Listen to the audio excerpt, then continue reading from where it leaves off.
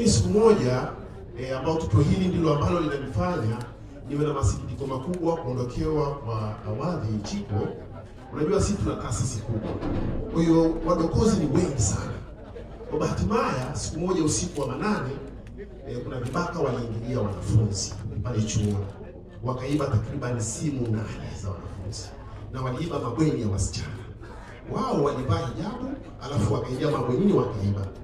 Lakini tulipoenda kutoa taarifa kituo cha polisi Chanika, ndio nikakutana na kamanda Awadhi. Kwa hiyo kwa kipindi hicho akawa amehamishiwa Dar es Salaam, tukakutana naye tena Dar es Salaam. Kwa hiyo ikawa ni furaha kwa sababu moja tu. Sifa kubwa ya Awadhi Chiko ni mtu wa negotiation, sio mtu wa kupurupuka. Ni mtu anapenda sana kuunganisha. Kwa hiyo akaniambia tatizo lako ni nini? Moja, akatuambia kutuleteni zile ID namba 2, tukapelekea. Mpaka ilipofika saa 9 alasiri, simu zilibiwa saa 9 usiku.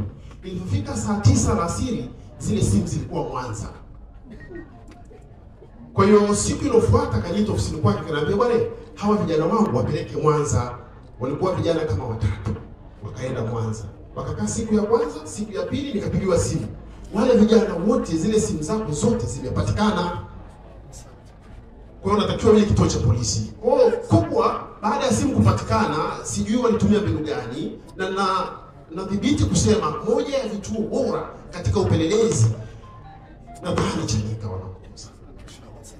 Na sisemi vituo vingine hawafanyi, isipokuwa kwa sisi tumehudumiwa Chanika, they are the best. Kwa hivyo waliletwa pale. Sasa Awadhi akatuambia kitu kimoja, kwani mkurugenzi unahitaji nini? Nikasema sisi hatuhitaji chochote, wanafunzi wanahitaji simu zao. Kwa hiyo zikafanyika utaratibu, zile simu zikarudishwa kwa wale wanafunzi. Wanafunzi walifurahi sana, na ikaongeza credibility ya chuo chetu kwa sababu ulinzi wa Chanika ulikuwa mkubwa sana. Kwa kweli hili ni pigo kubwa sana. Sio pigo kwa sababu tu tunasema ni pigo, kwa sababu neno pigo lipo.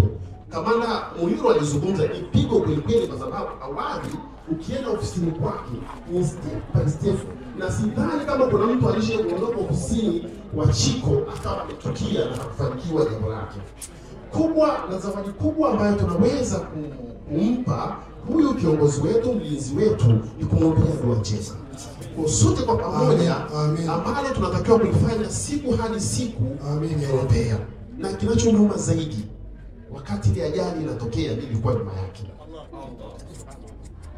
Kwa sababu mimi anyway, kwa sababu ya muda, itosha tu kusema inna lillahi wa inna ilaihi rajiun. Tunamshukuru ndugu yetu. Rambirambi zetu tutazielekeza kwa familia au kwa wale ambao wameongozwa kwa ajili ya hili, sijui ni nani.